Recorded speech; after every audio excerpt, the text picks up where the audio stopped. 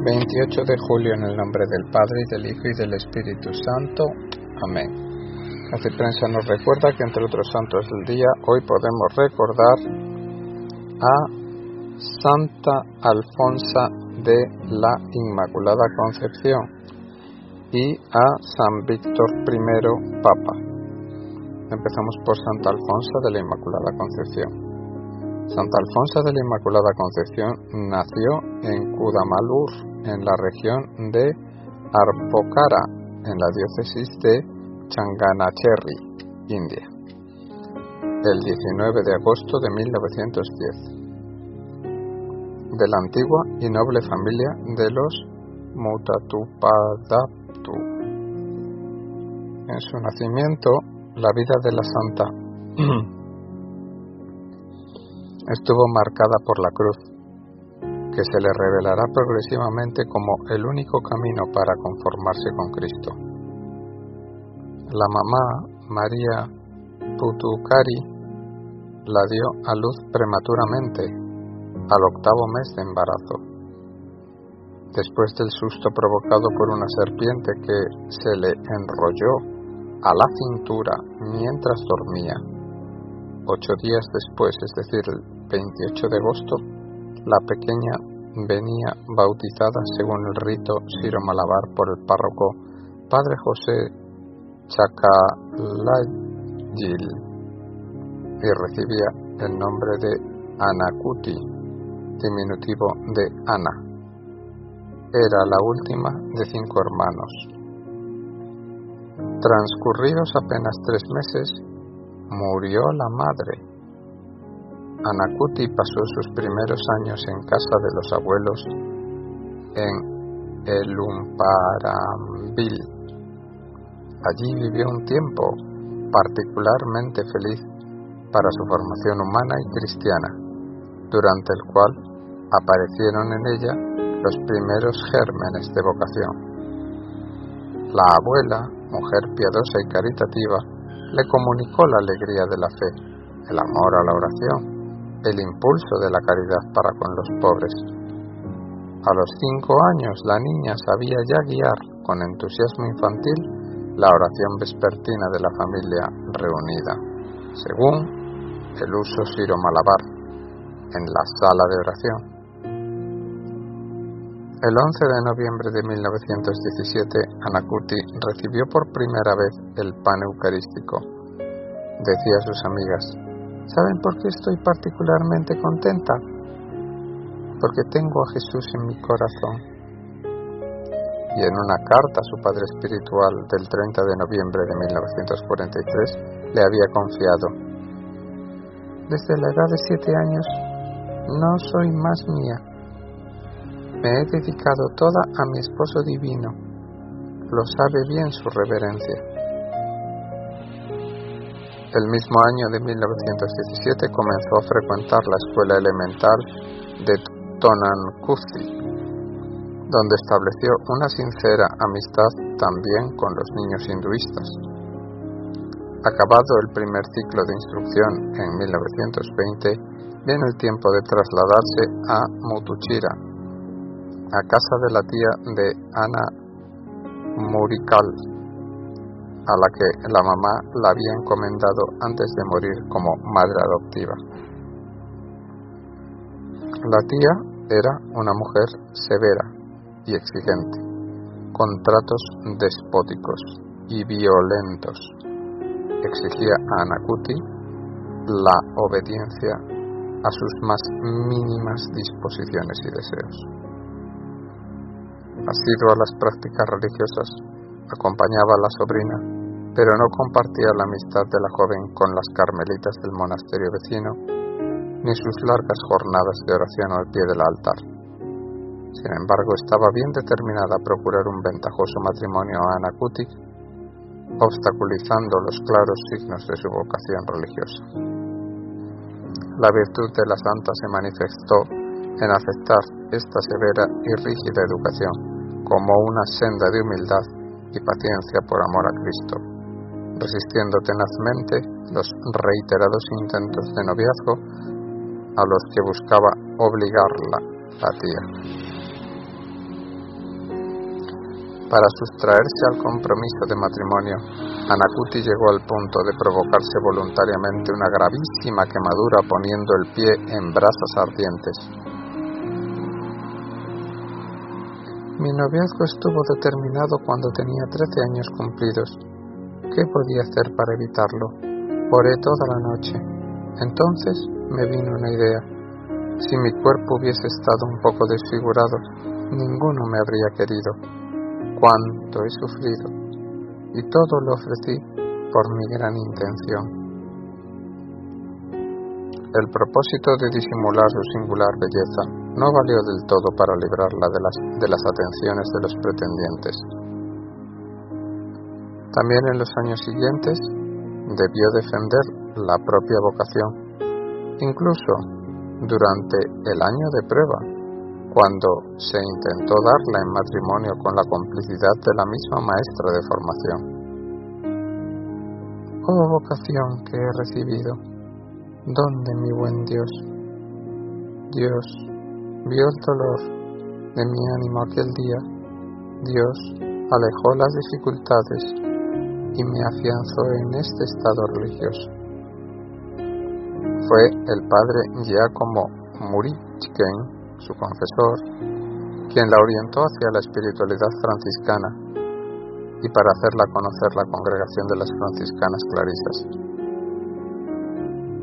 El 24 de mayo de 1927, Anakuti ingresaba en el colegio de Varananganam, en el actual territorio de la diócesis de Palai, para asistir como interna a la 7ª clase.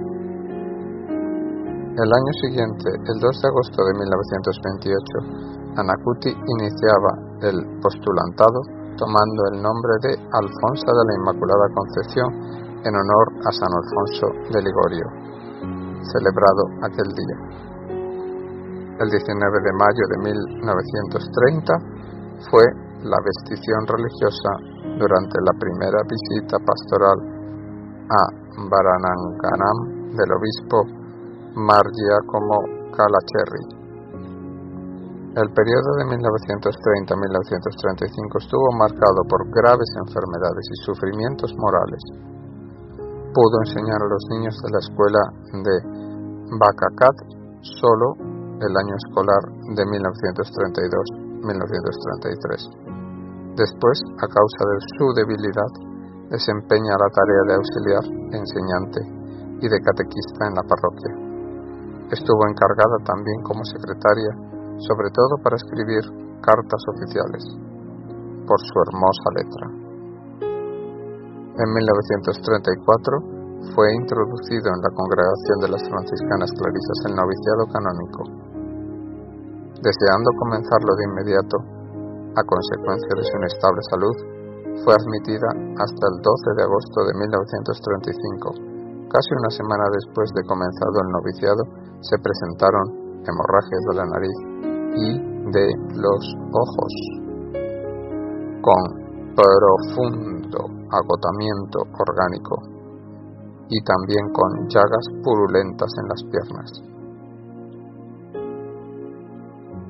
La enfermedad todavía se agravó y a tal punto que se temió lo peor. El cielo vino en ayuda de la Santa Novicia. Durante una novena al siervo de Dios, Padre Curiacose Elia Chavara, carmelitano, fue milagrosa e instantáneamente curada. Reiniciando el noviciado, escribía en su diario espiritual sus santos propósitos. No quiero actuar o hablar según mi inclinación. Cada vez que falte, haré una penitencia. Quiero estar atenta y no contradecir jamás a ninguno. A los demás diré solo palabras amables. Quiero controlar mis ojos con rigor. Por cada pequeña falta pediré perdón al Señor y la expiaré con una penitencia. De cualquier tipo que sean mis sufrimientos, no me lamentaré jamás. Y cuando deba afrontar cualquier humillación, buscaré refugio en el Sagrado Corazón de Jesús. El 12 de agosto de 1936, fiesta de Santa Clara, día de su profesión perpetua, fue de inexpresable alegría espiritual.